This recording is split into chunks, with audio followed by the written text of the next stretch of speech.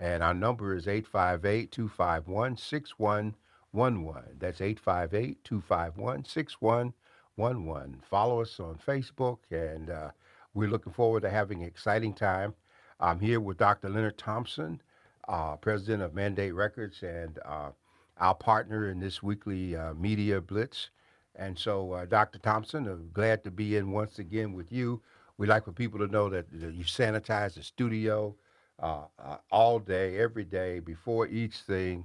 You do the ultraviolet lights and the sprays, and so we might look like we're just sitting here, but we've done all of the temperature gauges and making sure that we're in good shape. Yeah, I feel like sometimes we come in, like coming into the hospital, you're met at the door with a temperature person that's going to get your temperature. They want to make sure that you're masked up coming in, and then the minute after you leave, yeah, there's so much Lysol and spray and disinfectant around here.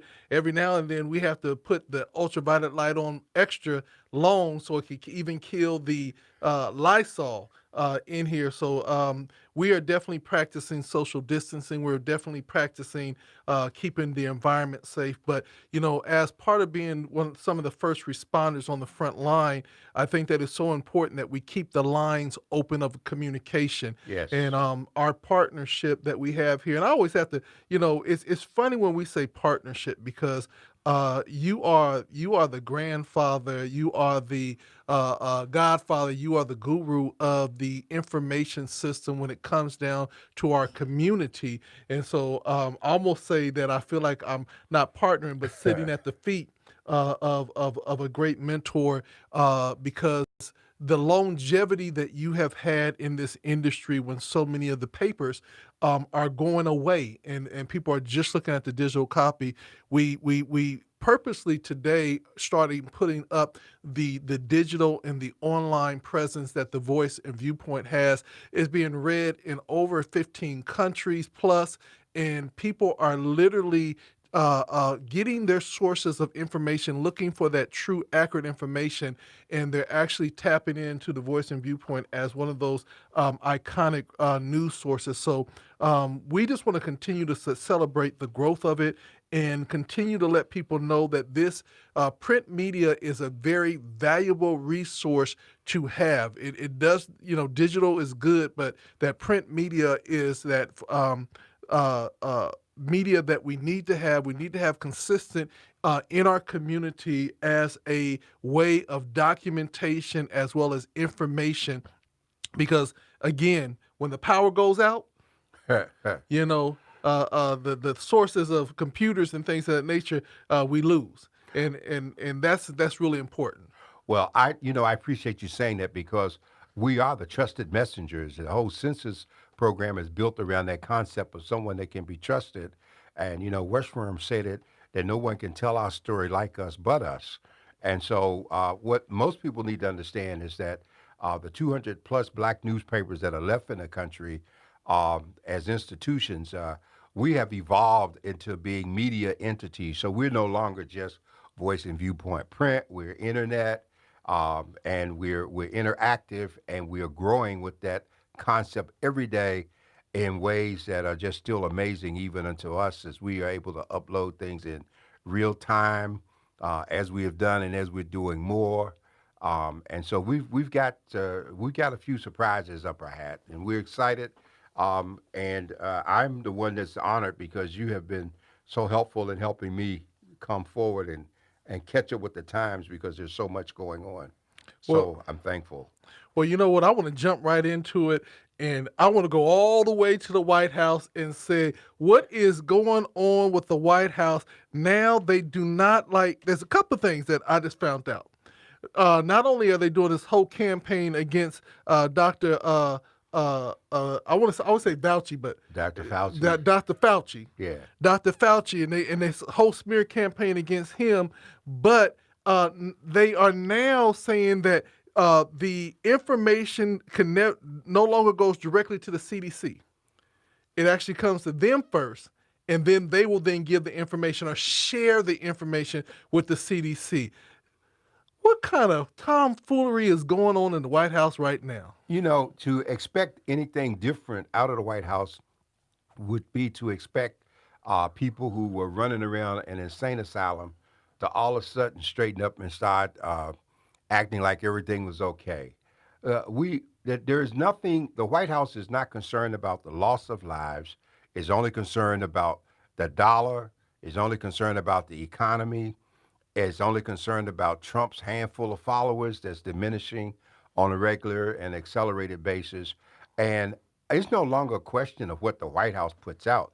The real question in America today should be who are the fools that are going to follow the White House? Hmm. Trump has no control over education. Education is a state function, and so he's making all kinds of idle threats there.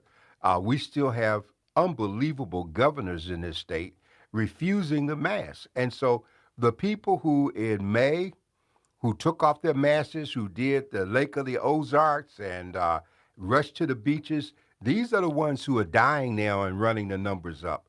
And I'm finding it real hard to be sympathetic toward them. My problem is we can't distinguish between those people who are atypical, many of them, and infecting innocent people and killing them, and them actually dying themselves. And so that's where the issue is. Now, that guy that was a part of that COVID jackpot, Hmm. oh, he won the jackpot, but Yeah. the last thing he said before he died was, I thought it was a joke. Yeah. Yeah. Yeah. And so this real numbers, everybody is really like, oh, we have to get back to work and they're closing down California. Here's some real numbers just as of July 13th. This came out through the California Black Press or Black Media, and it says that California COVID-19 by the numbers, ages in confirmed cases, 27,415 ages 0 to 17. 195,752 ages 18 to 49, 65,134 ages 50 to 64, 65 plus 40,473 confirmed cases. Of that, it's almost an even split with the genders, being males being a little bit higher, having 164,635, and then females 162,718. But here's the thing. They said the cases are up by 8,358 cases, and we actually have 7,040 fatalities just in California alone. Well, we break it down closer and come into San Diego County, where we now have, you know, what, 21,000 cases in San Diego County. Mm-hmm. In the past 2 days, 400 and some on Tuesday and 500 and some yesterday. That's 1,000 almost in 2 days. And then the number of deaths are now up to 428 total, with 12 people having died yesterday and 14 people the day before. And every Tuesday in our Black Men and Women United meeting, Dr. Jerome Robinson, a cardiologist and a member of the group, does a statistical breakdown. And we publish on the front page of the Voice and Viewpoint in the southeastern regions in zip codes 92113 and 114 and 92115. You can see the numbers, how the numbers have gone up in terms of the number of people who were positive before, and now what we have as the numbers skyrocket. And it's not surprising because people are still refusing to put a face mask on. And there are all kinds of excuses about it. I saw a black woman this afternoon in the Andy Jackson post office, which is an old closed building, and I had to go in there because it's a tax day. And she was in the post office with a small child, no mask on the child, and her mask was down beneath her chin, in a congested area where there were other people breathing. And so it's like they still don't get this thing in terms of how serious it is, and people are dying because of it. It's projected by November we will have over 224,000 deaths. Mm-hmm. And it's also been projected that if we were to wear our face masks, if 95% of us were to wear face masks, we could save, according to the model, 40,000 lives between now and November. So the thing about it is, and the reason why we are pushing this home, and we're trying to make sure that everyone understands, no matter who says it's not real, there are over 130,000 deaths that says that it is real. There are hospitals now that are at their brink and are going to have to go to field hospitals. They don't have places to put the bodies, and so now they're putting refrigerator trucks outside of hospitals so that they can store the bodies because the funeral homes cannot bury them quick enough. In some areas, they're just creating mass graves, and they're actually burying people in groups because they just don't have the space. And this is This what is real. happened. This happened in New York. The morticians got so overwhelmed they had to bring them in from out of state. They physically broke down from the saturation they had with death, and bodies were piled up. And then before, there were places in the South where the cemeteries were digging mass graves, and they had the bodies lined up to put them in it, and to do it with a bulldozer because the system doesn't have the capacity anymore to do it.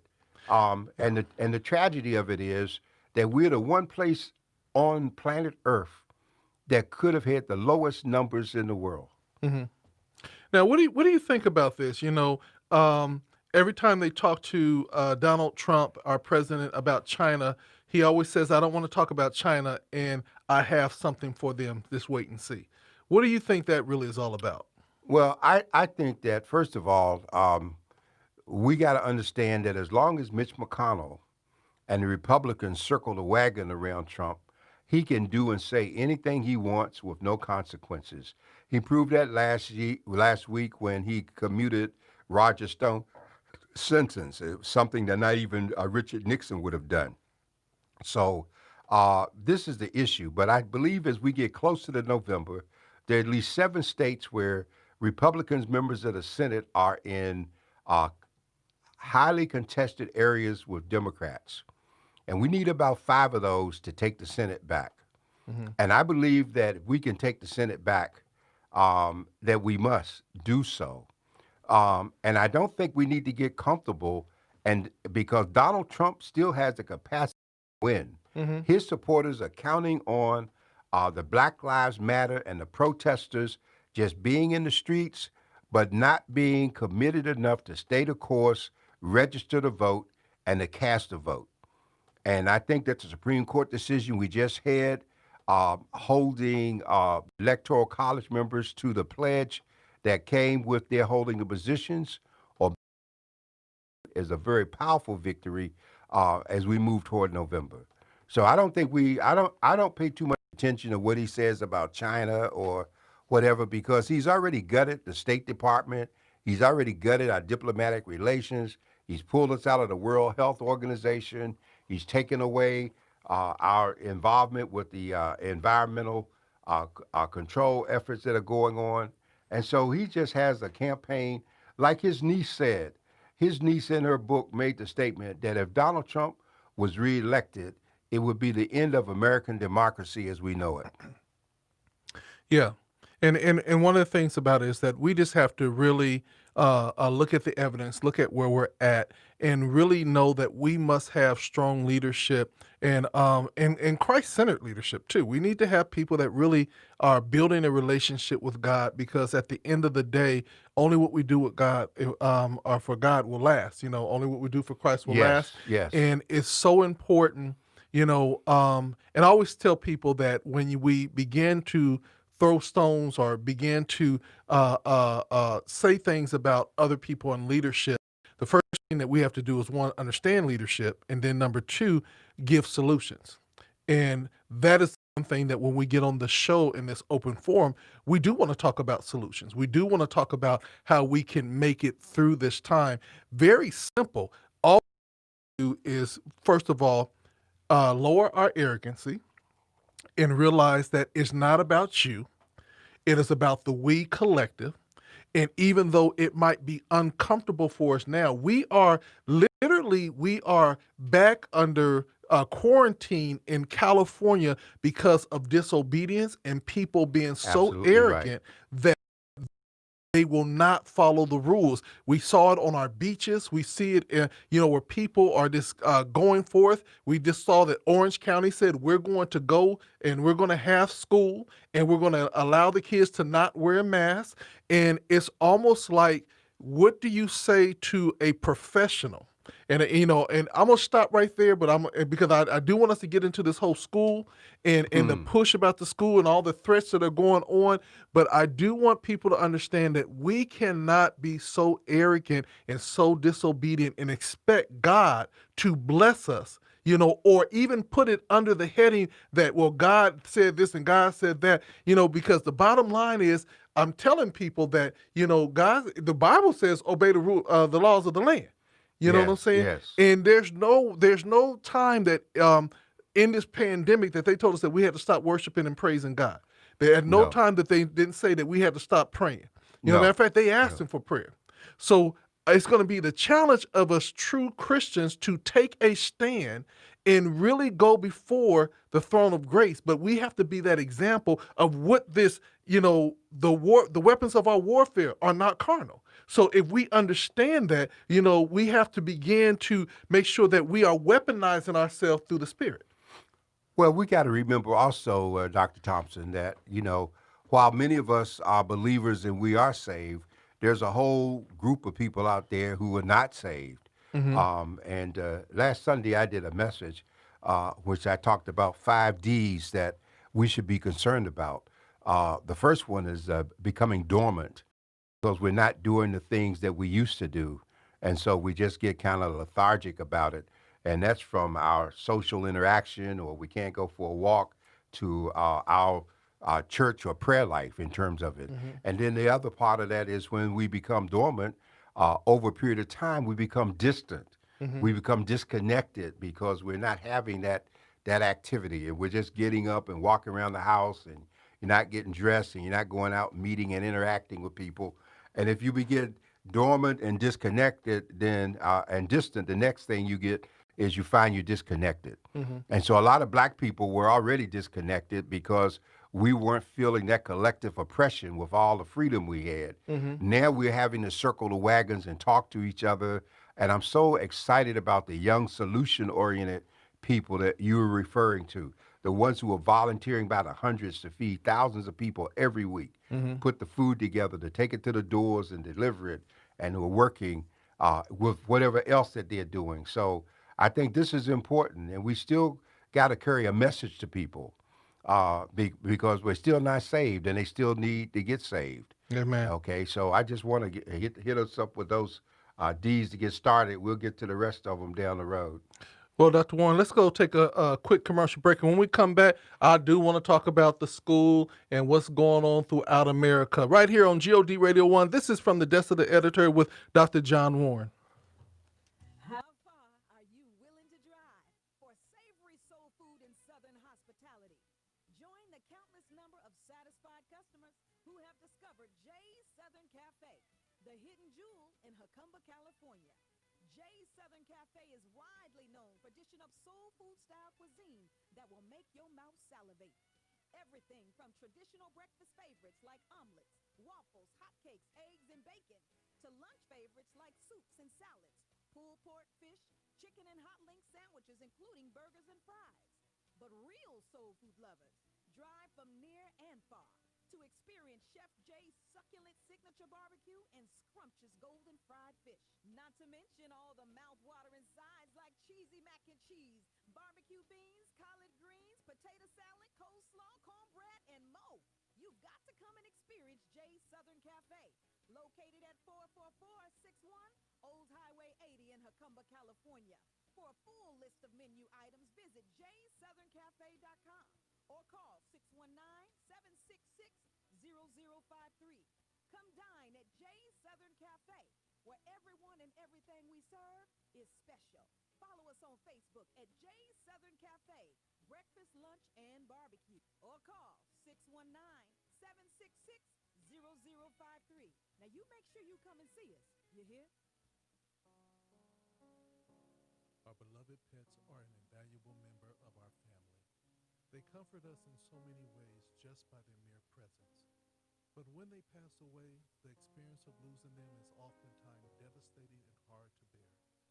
At Preferred Pets, our trusted team of professionals understand the impact of such a loss. Our goal is to make a tough situation a little more easier by ensuring you receive the utmost in quality and care for your beloved companion. We will make every effort to be gentle, responsive, and attentive to the details that matter the most to you. Preferred Pets is located at 6402 University Avenue, San Diego, California. For more information on the services we offer, visit our website, preferredpets.org, or call our office at 619 770 1827. Let Preferred Pets help you to create a fitting tribute that truly honors the beloved member of your family. Call our office today at 619 770 1827. Preferred Pets, a good name you can trust. The San Diego Voice and Viewpoint newspaper is San Diego's oldest and largest African American publication. We bring you news for and about our community. Your stories matter to us. Thank you for allowing us to serve you for nearly 6 decades. Your support enables us to continue to forge ahead, informing you with news tailored to your needs. In addition to subscribing to our weekly publication, consider using Voice and Viewpoint to promote your business and events. Call us at 619-266-2233 or send an email to ads@sdvoice.info for details on how to get started. If you have advertising needs, contact us. Our prices are both fair and reasonable. Follow us on Facebook at www.facebook.com/Voice and Viewpoint or visit our website at www.sdvoice.info. Remember, a people without a voice cannot be heard.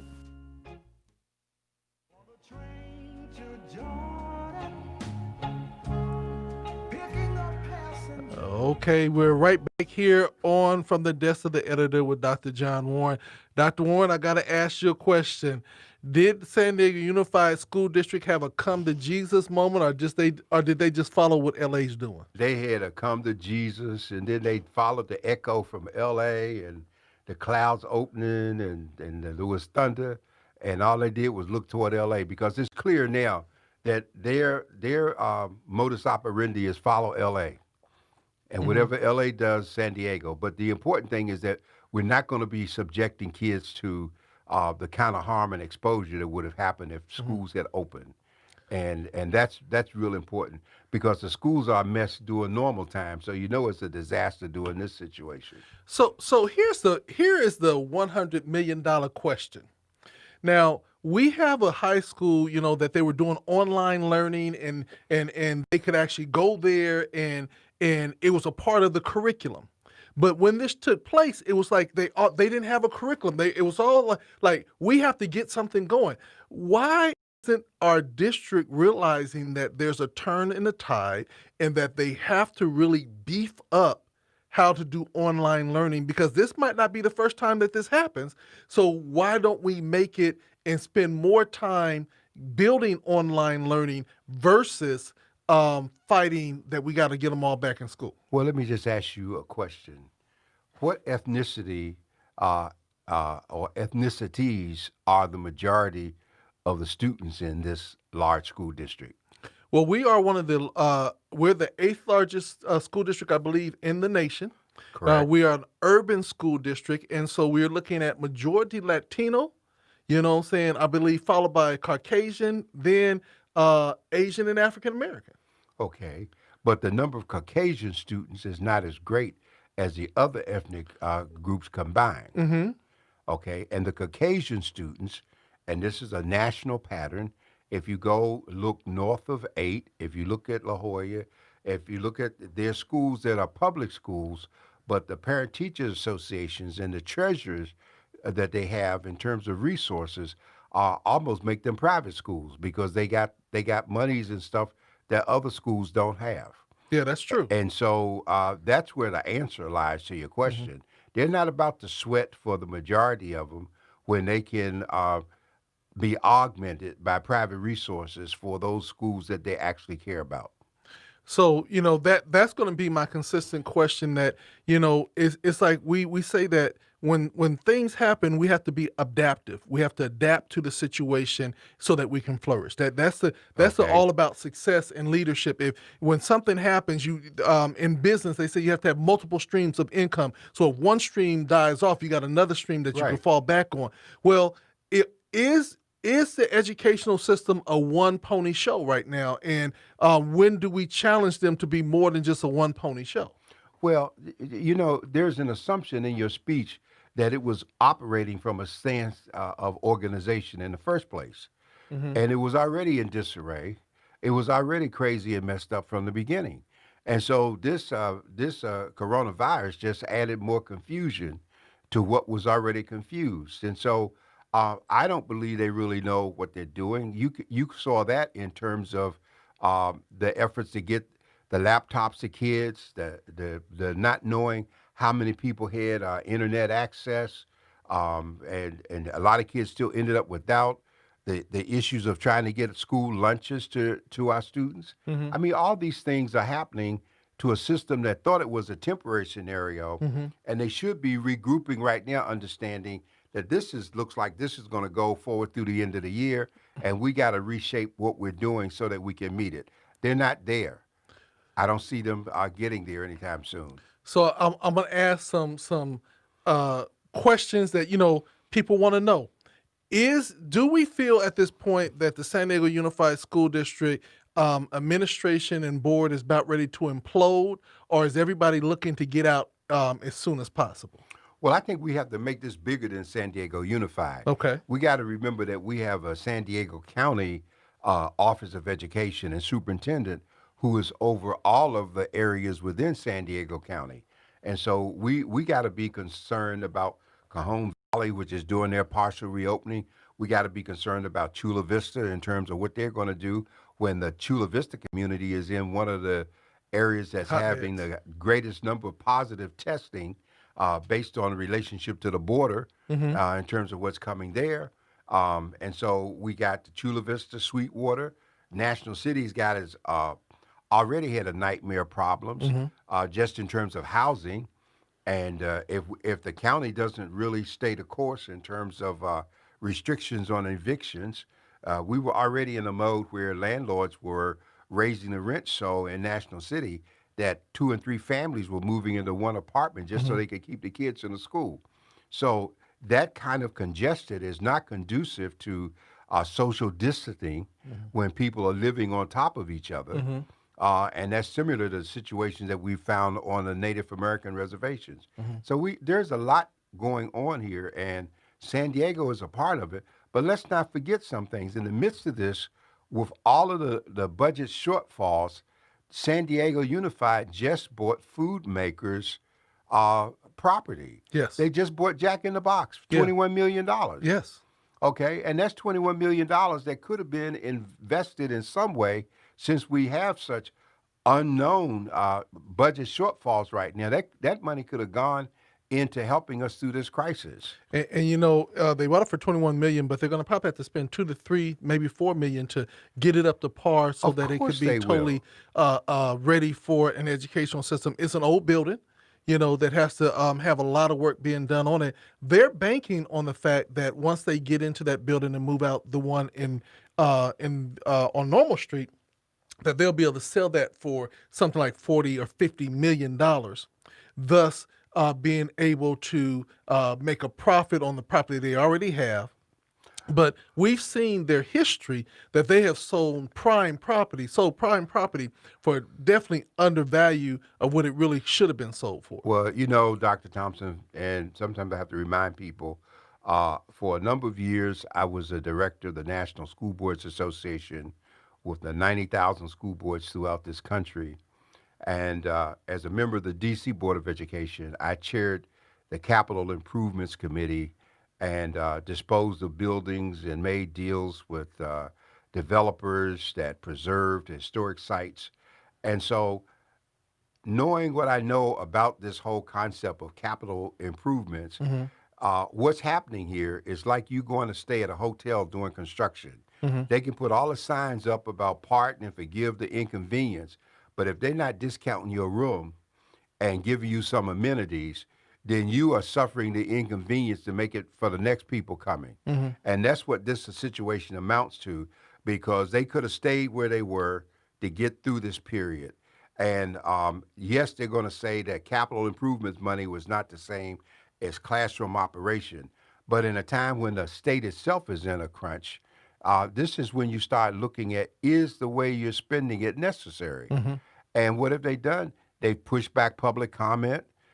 They control input because they're online and virtual board meetings for the most part. Well, I like the fact that they're planning to move the Board of Education out of the center of the city and moving it up to the north of the city so that they can get further away from really the people that they're supposed to serve. I'm gonna flip and go to this question. Sure. Recently, the San Diego City Council voted to put on the ballot district elections for the school board. What's your thought on that? And does that help us or hinder us? Well, like I said, been there, done that. Many years ago, Washington, D.C.'s Board of Education was its first elected body, even before it got home rule with the city council. And what's happened around the country is the people who drew boundaries never wanted the school board boundaries to be the same as the city council boundaries, Hmm. because the city council members always felt that the people coming to run against them would be growing up right under them. Hmm. So they changed the boundaries to mix it up so that wouldn't happen. What makes sense in this case is that it's going to give us the same kind of district election control that we have over the city council over the Board of Education. Because right now, even with the election, people running this November, they're going to be running at large, and people will be able to vote all over the city of San Diego as opposed to by district, even where we got someone running, say, in District E. And so this makes this thing, the initiative on the ballot is not going to actually be for this election. It's going to make the change for the next election that's coming up. And we need people to understand that so they won't get confused. So my question would be, if we go to district elections, will we have a elected official all by themselves fighting for the inner city without any support because they no longer don't need? You will have District E representative who will be elected by District E and will not be subject to votes from all over the rest of the city in a general election, having won a District E primary. Hmm. Because the way it is now is the way the city council used to be. It didn't matter who we elected in our areas. When they had to run in general, the people in Rancho Santa Fe or La Jolla, they all had something to say. And they always voted what was ever in whoever was in step with keeping their interests and their control over the system at large. Yeah. So, there's just a lot of work to be done, but I think that, all bickering aside, all personal feelings aside, we have to get a formula to be able to continue to educate our kids, even while their parents might have to go to work. And we need to still be able to figure out how we're going to keep them safe, how we're going to keep them fed, but more than anything else, how we keep them moving forward. And there's so much argument going on from sports, and people suing for their kids to play sports, all these different things. At the end of the day, we have to collectively come together and figure out a effective way to educate our children, and also realize that we have to keep everybody safe, because I don't care what anybody say. If one kid comes to the school and goes into class and they in that class for a full day, you got a class full that is going to be infected. And so how do we then, and this real talk, how do you then explain to a parent, I'm sorry, we wanted your kid to be at school because we wanted to educate them. This one kid was asymptomatic, but he brought it here. Now all of you all have it, and now that didn't make it. And How do you explain that? And we're just so sorry, and there's nothing we can do but say we're sorry. Because, Dr. Thompson, the problem continues to be that it's even more apparent what we already knew, that money is more important than lives in America. Mm-hmm. Money is more important. It should not be in God we trust. It should be in a dollar we trust. Because these people are worried about opening up. They're worried about losing their businesses. They're worried about the sidewalk. I'm not going to put on a mask. Find me. And you beg them don't go. And we saw the police and the sheriff's department not giving tickets to the white people in, Escondido and Sanitas up there who were out on the beach that time, but yet let that one black person walk her dog and, you end up in the back of a patrol car. Yeah. So that we're still fighting two pandemics, and that's what we want people to remember, that the one pandemic is a virus, the other one is racism and police brutality, and clearly the people out there have decided that, if both of them are going to kill me, let me die with the one that's going to bring the results for everybody else. And so many of the marches are organized. They're wearing masks. They're taking precautions, even though they're in those numbers. But it's not going to be what it was before. That's the hardest thing to get people to understand. America, as we knew it in terms of normal, is over. Yeah. This is gone. This is a totally new day, and it just has not reached the psychic yet. And those who make the adjustment with the change will survive and benefit. Those who don't will be like the dinosaur and end up in museums. Well, let's go and take another commercial break. And when we come back, I'm going to ask questions about Prop 16 in the reinstatement of affirmative action. And I also want to talk about tokenism. You dropped that one on me today. So tokenism, and also just some of the things that are happening since the protests and all that's going on around the world. This is GOD Radio 1 from the desk of the editor with Dr. John Warren. We'll be right back. Do you have a product line such as merchandise or new music? Or perhaps a special event or change in services you offer? Let us help you get the word out. Here at GODRadio1.com, you'll get the creative support and push that you need to drive customers and supporters directly to you. Our prices are competitive and may be designed to include social media campaigns and more.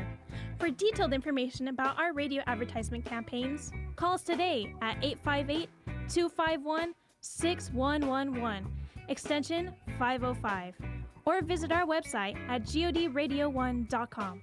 Remember, we're here for you. How far are you willing to drive for savory soul food and Southern hospitality? Join the number of satisfied customers who have discovered Jay's Southern, the hidden jewel in Jacumba, California. Jay's Southern Cafe is widely known for dishing up soul food style cuisine that will make your mouth salivate. Everything from traditional breakfast favorites like omelets, waffles, hotcakes, eggs, and bacon, to lunch favorites like soups and salads, pulled pork, fish, chicken, and hot link sandwiches, including burgers and fries. But real soul food lovers drive from near and far to experience Chef Jay's succulent signature barbecue and scrumptious golden fried fish. Not to mention all the mouth-watering sides like cheesy mac and cheese, barbecue beans, collard greens, potato salad, coleslaw, cornbread, and more. You've got to come and experience Jay's Southern Cafe, located at 44461 Old Highway 80 in Jacumba, California. For a full list of menu items, visit jaysoutherncafe.com. or call 619-766-0053. Come dine at Jay's Southern Cafe, where everyone and everything we serve is special. Follow us on Facebook at Jay's Southern Cafe, breakfast, lunch, and barbecue. Or call 619-766-0053. Now you make sure you come and see us. You hear? The San Diego Voice and Viewpoint newspaper is San Diego's oldest and largest African American publication. We bring you news for and about our community. Your stories matter to us. Thank you for allowing us to serve you for nearly 6 decades. Your support enables us to continue to forge ahead, informing you with news tailored to your needs. In addition to subscribing to our weekly publication, consider using Voice and Viewpoint to promote your business and events. Call us at 619-266-2233 or send an email to ads@sdvoice.info for details on how to get started. If you have advertising needs, contact us. Our prices are both fair and reasonable. Follow us on Facebook at www.facebook.com/voice Voice and Viewpoint, or visit our website at www.sdvoice.info. Remember, a people without a voice cannot be heard.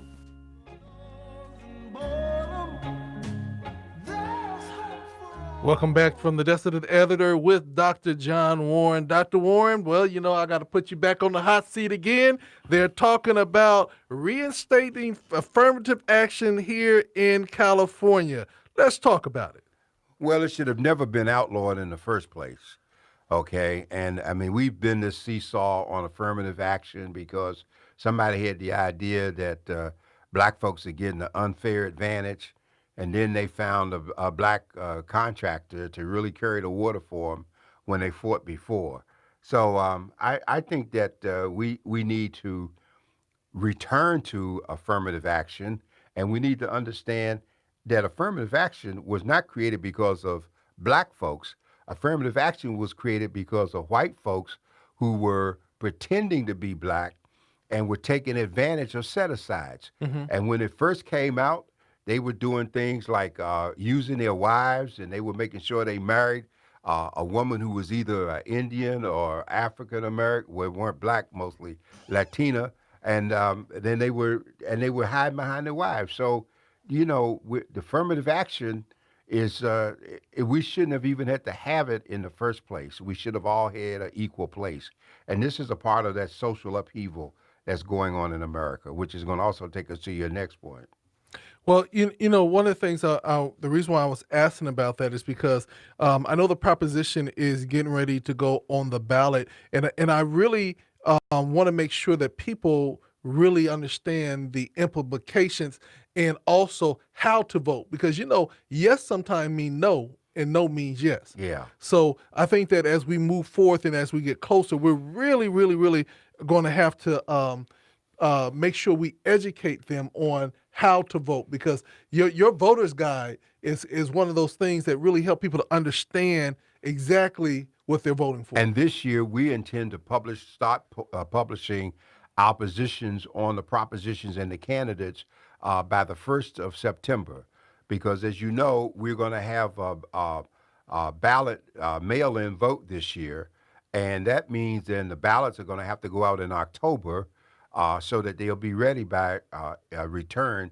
And we need to start educating people, and we're working with the Secretary of State now to do a campaign so that people will not confuse their ballot in the mail with all of the mail political stuff they're going to get, because it's going to all look a great deal alike. And so, yeah, we're going to really make a campaign to help people understand what they should vote yes on and not get confused. Yeah, and that's really important. Now, we're going to go into this topic that probably going to spill over into next week, but explain to me tokenism. Yeah. Well, you know, tokenism, when I think of tokenism, I think about the spook who sat by the door, and the novel more so than the movie. Yeah. Because the movie didn't do the novel justice. But, you know, there was a brother in Chicago who was in the CIA, and they used him for window dressing to show that they had one. Okay, so Yeah. let's break it down, because everybody Yeah. like, oh, he said the spook that sat by the door. Understanding that the spook that sat by the door is a book. Right. And can you break it down so they'll get it? So Yeah. that, because you know, It's a fictional book about a black man who was a CIA agent, and they call CIA people spooks.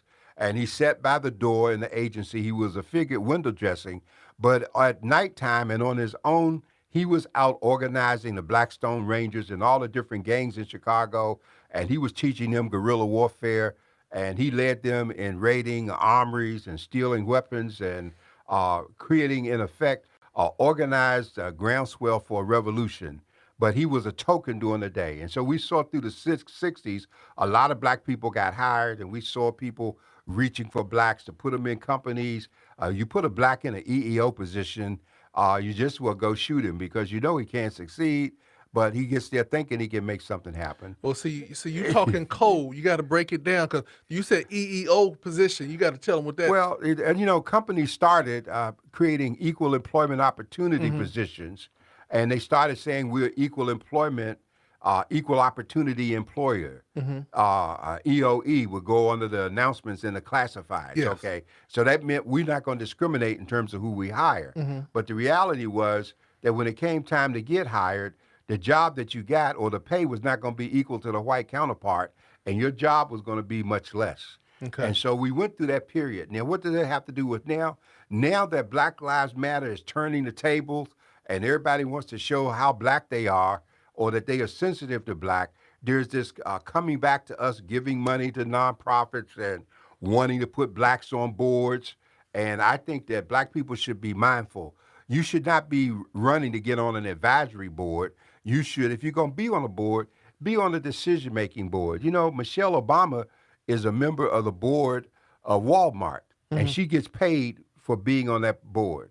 Patricia Roberts Harris, the late ambassador, she was on the boards of IBM and 4 or 5 companies, and she made over $1 million a year in terms of fees from just being on boards.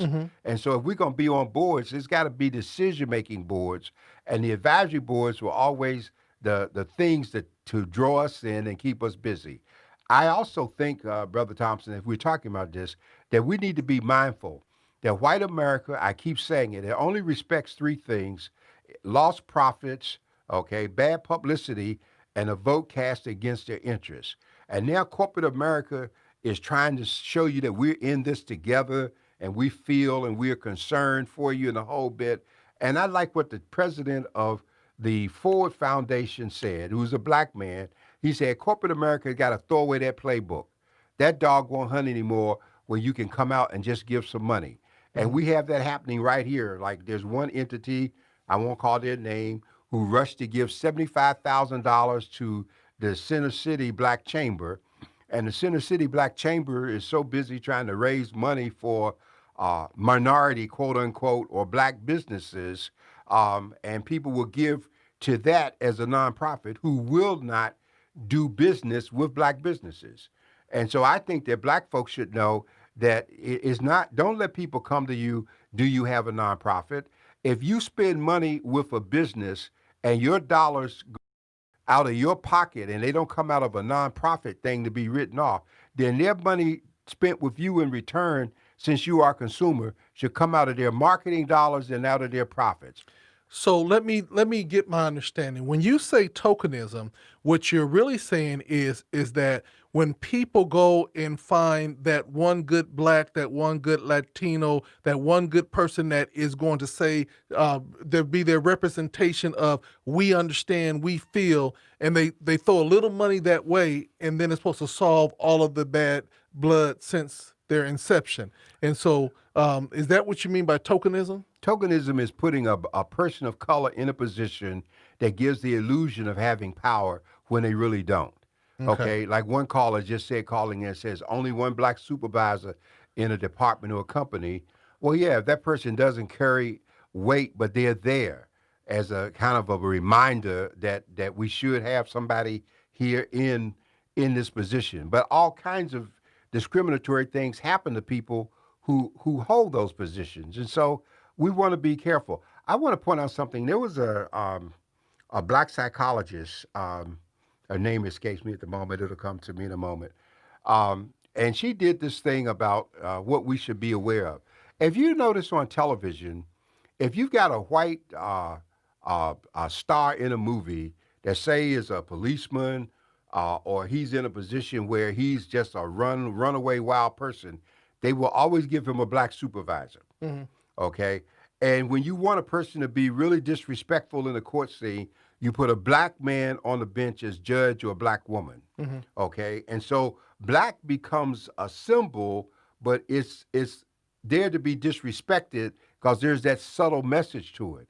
Here in San Diego, we had a situation some years ago where a certain radio network bought a local station. I won't mention them so we won't be sued. And they bought this station, but they were playing urban music. And so they were playing so much urban music that when they went to go to advertisers, the advertisers thought the station was black owned.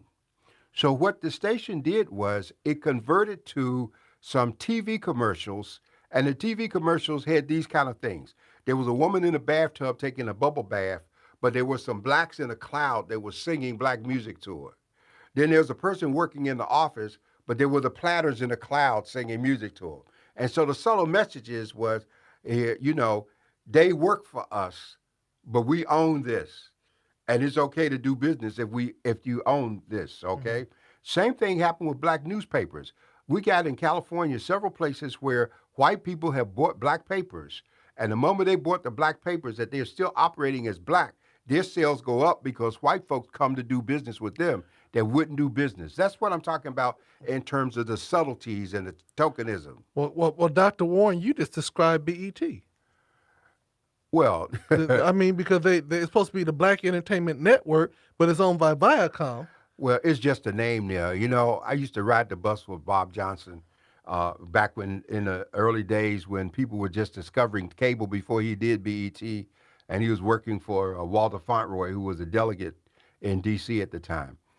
BET is the name of the network. It's the brand, Yes. okay? And so it had to stay black like we would expect everybody to stay black. Yeah. But it does not mean that it has to be black owned. Yeah. And of course, people got very mad when Bob sold BET to Viacom. But it was a question, I think, of his own personal growth in terms of what he wanted to do, and his vision went beyond that. You know, he went to Vegas and he wanted to buy hotels, and he's become a billionaire in many respects. So I don't blame him for being successful, but we've got to understand that we no longer have a time that people can grab a black person and put them up there, and they're gonna speak for all of us. And unfortunately, even here in San Diego, we got some black people who still think they can speak for the rest of us. And they're not talking to anybody except the white folks who call them and ask them, well, what do black people think? And I like to remind people, whenever a white person asks me what do black people think, you know what I say? I say, go to Prospect and Ivanhoe, find the first white person you can see, ask them a question, and come back and tell me that's what all white people think. Yeah. And one of the things that I as we're having these dialogues, some of you guys might say, "Oh, this is harsh. This is this. This is that." But I really want people to begin to have real conversations. And as we grow through the rest of this season, we are totally set up to do Zoom calls in and bring on guests to Yes. have true dialogue, because we've offered you all to call in so that we can have discussion about this. But these are things that are really impacting our communities now. And the first thing that I would ask everybody, when you hear this, if it touches a nerve, that's the reason why we're saying it, because we want you to look at the man in the mirror, the woman in the mirror, and ask yourself, do I need to change my ways? How can I make this a society for all, not just for the few? And then also, what changes can we make, and can we do it respectfully and in love? We don't all have to agree upon, who we're going to vote for or whatever, but what we do have to agree upon is that we would like to see the success of, like we say, all children. We like to see the success of our communities. And we also want to make sure that businesses are not being put out of business because they don't follow status quo. You know what I'm saying? Some people, it's all in how you say it, not what you deliver, but because you didn't say it a certain way or you didn't come a certain way, I'm not going to give my money to you. But the reality comes in is that when we go to the liquor store, they don't always be nice to us. When we go to Walmart, they're not always nice to us. And so my question is that we sometimes, what did it say? The ice is colder by other people versus that in our community. Yes. We must learn how to, one, respect our communities. Number two, we need to require people to be respectful as how they approach us. And we cannot allow ourselves just to be used so that they can say that they hit their quota. If you take a position, make sure your position is going to help bring a change for equality for all. And I think you all, when asked to take a position, you need to examine yourself as to whether or not it's a position that you can take in good faith and with ability. There was a time that whatever we did, we realized it was a reflection on the race as a whole. And so people tried harder and excelled and went out of their ways, even as Jackie Robinson did playing ball and Joe Louis in the ring. These were people that whatever I'm going to do, I got to do it well because it's more than just me. I represent people who look like me. And so we need to move back into that direction. And I just want to say that I thought about it yesterday. Nick Cannon got fired because of something that he said that was considered anti-Semitic. Where did he Uh, get fired from? he got fired from I think it was Viacom, wasn't it? I Yeah, don't, maybe Nickelodeon, maybe. yeah. Well, they canceled it. They terminated him because he didn't apologize for whatever he said that they considered anti-Semitic, Uh-huh. and he made the statement that he was accountable for his speech and he was going to stand by whatever he said. Hmm. And what made me think about that is so often when a black person in particular makes a statement with a degree of passion or commitment, is considered arrogant or offensive, but yet other people can say what they want to in any way they want to. And I think that a byproduct of what's happening right now is that that's not acceptable either. That people can't do and say anything anymore. And I think we need to be mindful of our speech because black people can be racist. Let us not think that there can't be.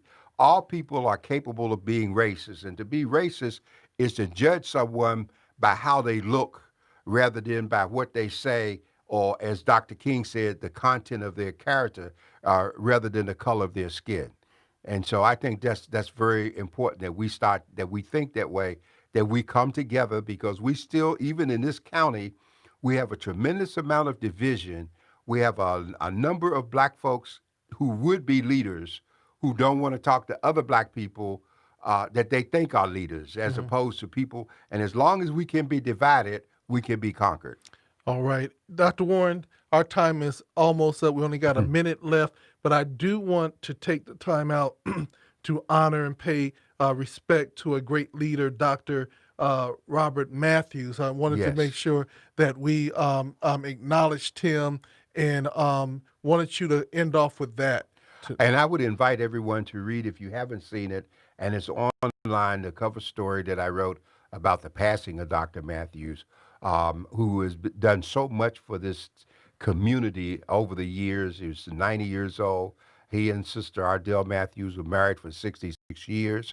He was one of the people responsible for bringing a Y here, and he did so many things educationally.